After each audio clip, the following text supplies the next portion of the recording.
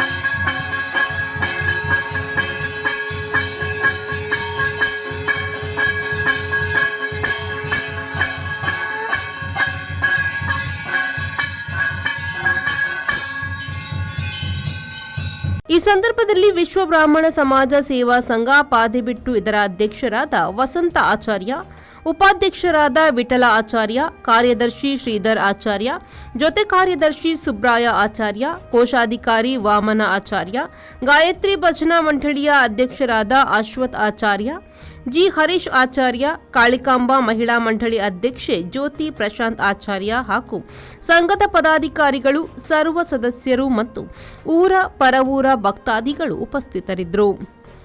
Raviraj, ವಿ4 news, Padubidri.